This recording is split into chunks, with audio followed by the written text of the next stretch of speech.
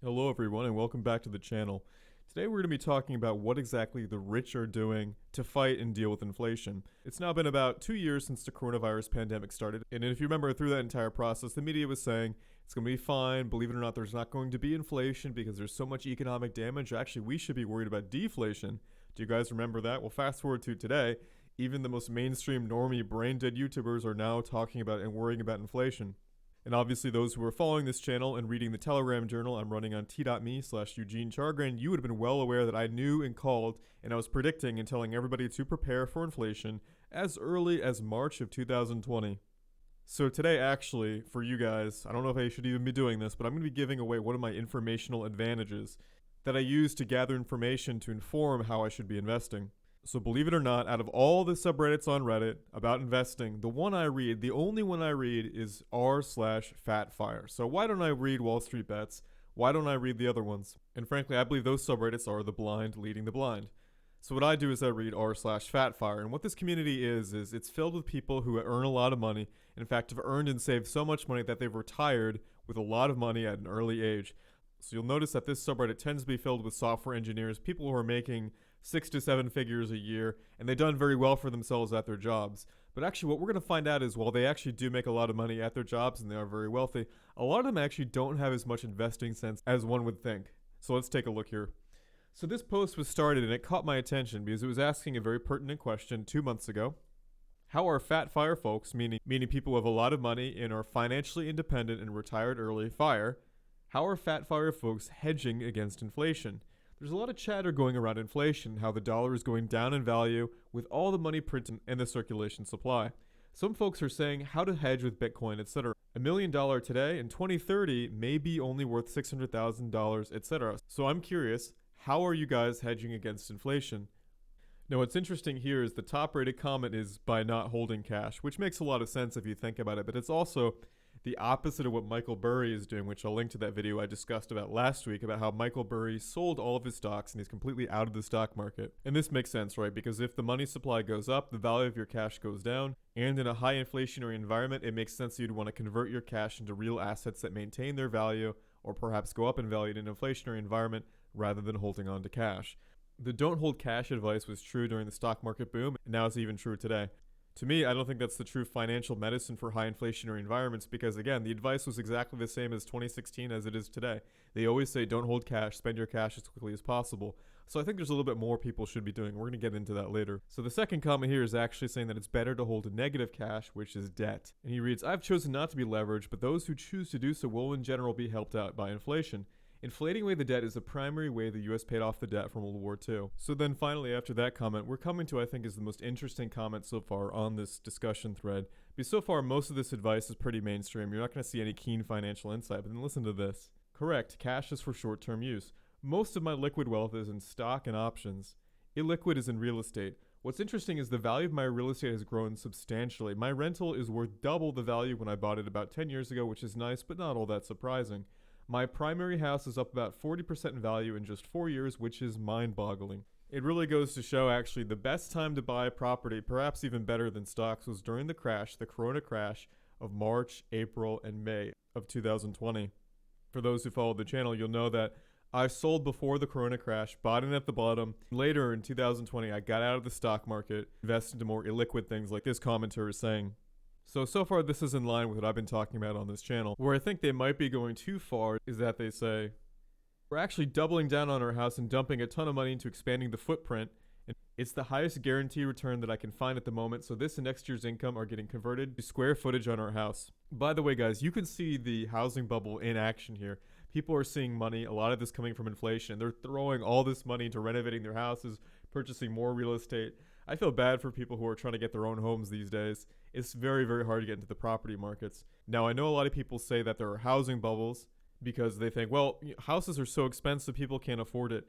The thing I have to tell you, having lived abroad, is I can tell you housing in the US, it can get a lot worse.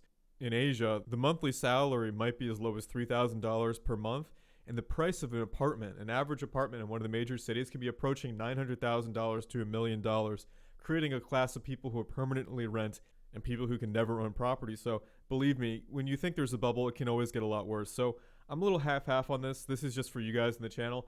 There are people who are seeing success building, putting more money into their properties. And this kind of makes sense, right? Because housing prices have gone so up, the price of buying an entire new house might be too much, but if you expand your current house, the barrier to entry is lower. You can spend less money and still get an expansion on square footage, making more money for you in real estate. It's an interesting thing to think about. If you can't afford to buy a new house, maybe think about expanding your existing one, especially if you have the skills, tools, and labor.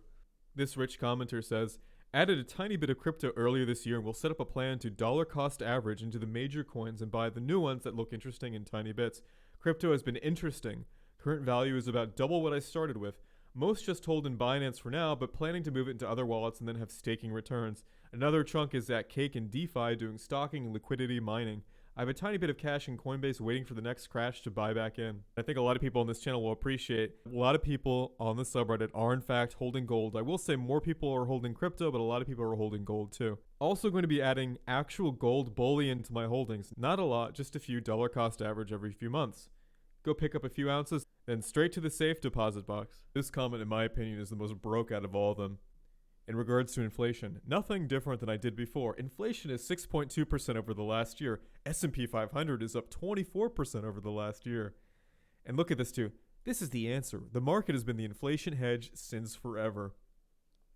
I think people on this channel have known by now, 6% is the official number, like if we were living in the Soviet Union in the 1980s, all right? Everybody knows that inflation is not 6%. In fact, a commenter even later points out that 6.2% is the nominal CPI inflation. I have a video on this channel about how inflation tends to collapse prices down to essential goods, right? So generally how it works in high inflationary environments is prices go up and up and up, and the price of basic necessities like rent, food, and utilities go up. People start to worry. And what's the first thing they sell? The first thing they sell is their most speculative for fun down the line assets, usually these days like crypto or like Pokemon cards or whatever it is. Those things get sold first, so those prices collapse. More people lose money in those further down the line investments because they're trying to sell those assets and in those investments to make sure they can afford food, right? So then those prices collapse even further down. More investments, their prices collapse. And guess what prices go up? Basic necessities, right? So food, lumber, fuel, utilities, everything else like that. So that's why people who've been watching this channel have known that for about the past year, I've been talking about this farming company, Gladstone Land. We all know what's happened to food prices over the past year, and the stock price here definitely backs up what I'm saying. So if you look from the Corona crash of March 2020 to today, we're talking a 3x. In fact, this stock was approaching a 4x. And all this has to do with the fact that inflation is running rampant and food prices are going up. And the commenters can tell you down here on this video that inflation in basic things like food and other things that are real goods is not 6%. So at this point, I don't know how anybody seriously believes, at least in areas that matter, that inflation is actually 6%. So right now, the current investment thesis I'm playing out on this channel, it might be reaching the end. I'm not quite sure here how much longer the whole land thing's going to play out. It really depends on how long you think inflation is going to go on. I can tell you I'm still holding on this one. This is the main conviction pick on my channel right now that I'm invested in. And also I've been talking about its sister company, which is a SPAC, Gladstone Acquisition Corporation, GLE. So this is actually the exact same company, except that it's not a REIT, right? So it doesn't have to pay out 90% of its earnings in dividends like a REIT does. And what this is doing is buying farmland. And currently, I think it's undervalued by the market. It's trading exactly at cash. It's got a market cap of 130 million. It's going to be buying farmland, which we know has been exploding in prices over the past year, more than the S&P 500. So I think this is the place to be. If you want to continue in the farmland thesis, if you think inflation is going to keep pushing farmland prices up, food prices up, I think this is the place to be if you're too skittish about the fact that this stock has 3x'd in the last 2 years. I have a video, and I'll link it here on my channel, going through how after major conflicts like the Civil War in the United States or both world wars, the first industry and usually the industry that recovers the best, the fastest, and the hardest is farming industry. So I concluded that the social damage from the coronavirus would be comparable to the First or the Second World War. And surprise, surprise, other than technology, farming is one of the things that has done the best over these past 2 years. So I have to give a hard disagree to you. I think this is just flat out wrong, and if I had to guess, people in the comments section feel the same way. There's more comments here even about real estate. Low interest rate cash out refinance, $1 million in debt that will significantly get inflated away while the cash works for us in the market. Did this after a nice 15% boost in home value the last year, took out the max for the inflation hedge. 2 months ago might have actually been the peak of the market before the crash here in January. It's actually hard for me to keep on the crash of the stock market because I see on YouTube there are a lot of videos talking about a stock market crash. So I guess there's a crash going on. I haven't really seen it in my stuff though. Yeah, if I didn't have those videos in my subscription feed, I wouldn't even know there's a crash going on. You have another one right here, buying a house and taking out loans. Personally, I think in these uncertain economic times, that's a dangerous thing to do. People need to remember that there's a lot of things going on at the same time, right? So this is one of the most financially turbulent times in the history of the United States, probably for 40 years, if not more. As Michael Burry was saying, some people, for example, are worried about inflation. Some people are worried about an economic collapse. Some people are worried about political instability. And I say, and by the way, Michael Burry says too, I think it's all three. I don't know what exactly it's going to be. I'm going to get into more of that a little bit later. A lot of these people are thinking it's just simply moderate to high inflation, and I just don't agree with that. Bitcoin/crypto, which is an easy hedge. Here's another one. Gotta go crypto. Bitcoin/gold are viable hedges, but just be aware, every time the Fed raises interest rates, people are going to scramble for cash because of their higher debt burden with higher interest rates. And the way they're going to get that cash is to sell their hobby investments like Bitcoin and gold. It's going to be counterintuitive to how these assets behave. I'm actually inclined to agree with this comment, and states very succinctly what's going on. So I did play with some gold, platinum, and palladium and silver after the coronavirus crash in 2020. And those assets were very good to be in for the first 2 or 3 months afterwards, but then after that, you want to get out of those as quickly as possible. Over the long run, if you hold gold too long outside of certain inflection points of the market, overall, you do tend to lose. I've been dumping my gold for Bitcoin. Gold is broken as an inflation hedge. I have a video which I'll link right now explaining about how the paper market in gold actually controls the price so much that the price of gold isn't really reflective of reality, and that's probably just never going to change. So I totally agree with this commenter that gold is broken as an inflation hedge just because of how much the price is manipulated by all the paper gold out there. Also, I personally am much more likely to sell stocks if I need money at this point than my Bitcoin. Luckily, I'm now in a position where I can buy and have no debt obligations. My Bitcoin is far more precious and valuable to me than anything else. You can't have it. So there you have it, folks. While a lot of people may not like gold, I can tell you the rich people here, we're talking people who are earning from like anywhere from $1 million to $10 million a year to post on this forum, they like Bitcoin more than the US dollar, at least on average. That's more of these comments I'm seeing. This is not how it's used to be. There are a lot of serious people getting into crypto. Now, personally, I'm not too keen. I'm not too huge on crypto, but I can see that there are a lot of people getting into it. I'll throw it up on screen here. Actually, believe it or not, I started in Bitcoin in 2014. Here's an email I have of registering on Mt. Gox, which was the first exchange to seriously sell Bitcoin. So I've been in this for a long time. I've definitely got the ribbons and experience to show for it. Here's a very interesting one. One of the richest people I know keeps a stupid amount of cash on hand, even though he has hundreds of millions of dollars in the stock market. His philosophy is, I know what I'm doing. If I lose 6% a year, who cares? I know how to 2x my money when the opportunity comes. I don't care about inflation. For the average American with a fixed salary, maybe $30K in the bank, I'd be shivering in my boots. And then he adds his own commentary. I have a lot of money in stock and crypto. This 100%, I've been hoarding cash, which is counterintuitive to all on here. So I see he's taking the Michael Burry approach. If you are 100% invested and levered, then you never have cash to buy something at a fire sale. Anyone that went through 2008 knows this, that credit dries up when the deals are there to be had. Only cash takes them. Some people are reacting to 2008 in their mind, right? They think there's going to be a crash. Other people are reacting to high inflation. And those two things aren't exactly playing well. They aren't playing ball at the same time. So there's inflation, and possibly there could be a crash, or there could be no crash and just high inflation like we've seen in other countries like Venezuela, or to a lesser extent even East Asia during the IMF crisis of the 90s. Not a lot of people talk about that one. So reacting to this just depends on your personal preference. Do you want to be positioned for a crash to take advantage and get good deals, or do you want to hedge against inflation and get rid of your cash as quickly as possible? This is definitely a fork in the road with what you can do in your investments that I'll be covering on this channel. Parking money in stocks, gold and silver, and Rolexes. So despite all the bad rap that crypto and hard assets get, a lot of people, again, these people who are wealthy, making millions of dollars a year, they are rushing to hard assets, whether it be gold and crypto, which I think is interesting. Yet another one. This one actually is kind of amusing. It almost made me laugh. Silver, gold, crypto, and stocks. Diversity seems to be the safest option. Well, I don't think silver, gold, and crypto, I mean, they all kind of do the same thing if you think about it. I'm not exactly sure that's diversity. So just goes to show, again, you can make a lot of money at your job and still not quite understand investing, but I think his heart is in the right place.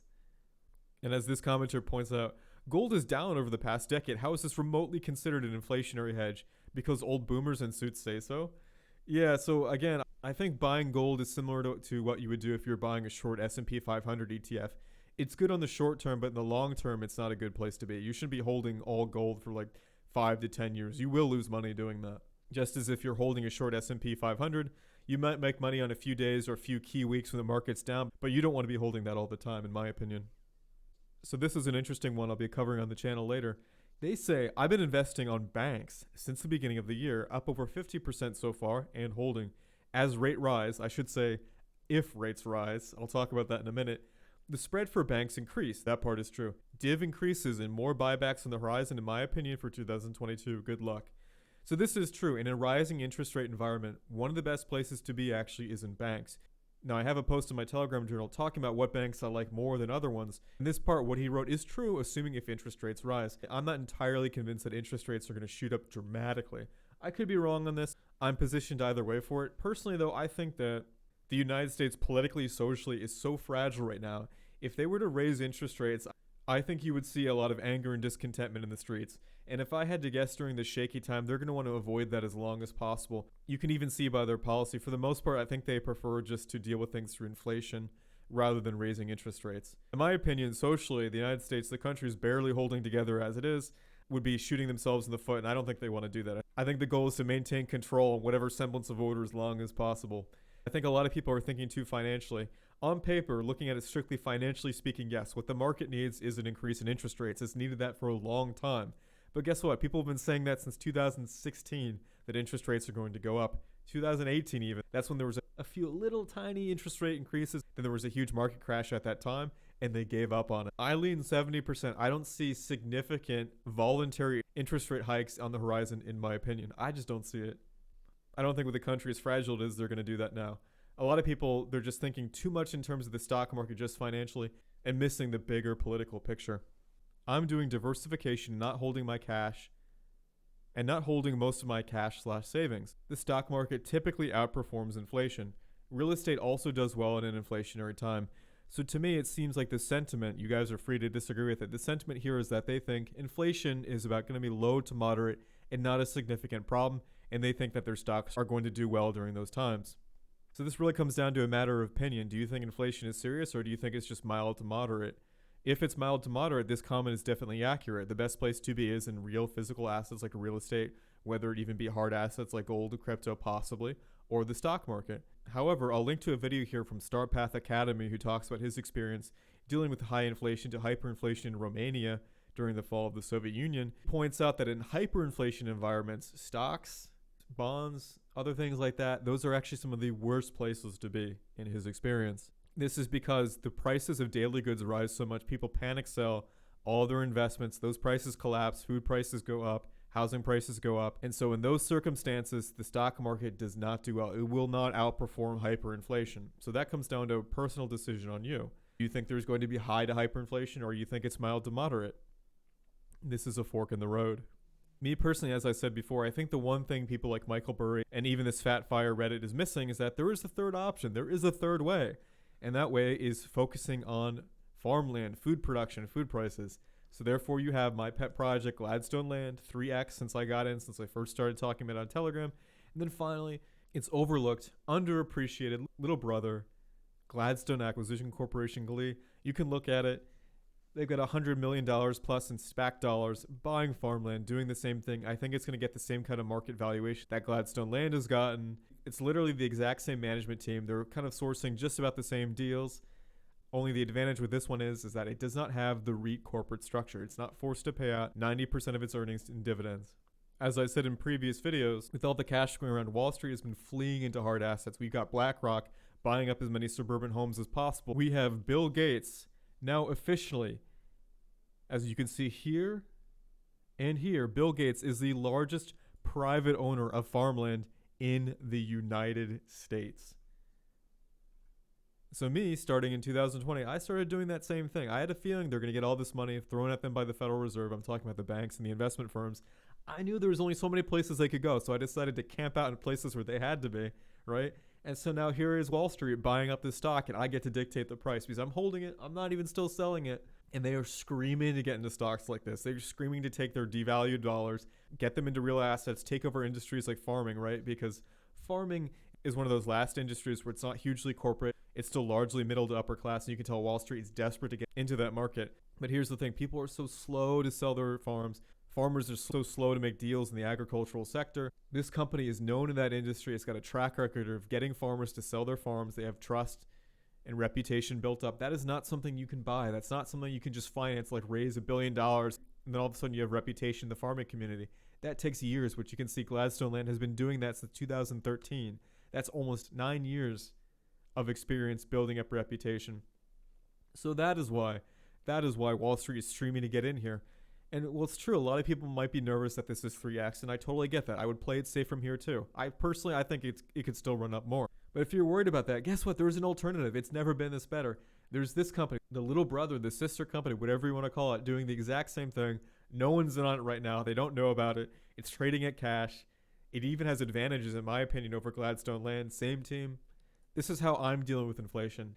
Farmland has an advantage over gold. It is a yielding, producing asset. Gold just sits there and arguably it retains value. But farming has productive uses, and there will always be a need for food. In fact, available farmland is decreasing because of developments in housing projects and commercial projects. So that's where I am. I understand from the comments a lot of you guys are into real estate, gold, and crypto. Same thing with the people on the Financial Independence, the Fat Fire Forum. But I think the point of this video and what you should take away from this is that there's a lot of things that could happen. So pay close attention. Get the highest quality information you can by watching what people with a lot of money are doing, not college kids on Robinhood accounts, right? So watch what the rich are doing. To be honest, I don't agree with 80% of what these guys are doing, but you can tell there's definitely reasoning behind it, and they all seem to overwhelmingly go into one direction, which is leveraging to buy more stocks, a little bit of real estate, then overwhelmingly crypto, and to a lesser extent gold and silver. That's all for this video. Thank you for 2,500 subscribers. This channel is blowing up, and I will see you in the next video. Catch you next time.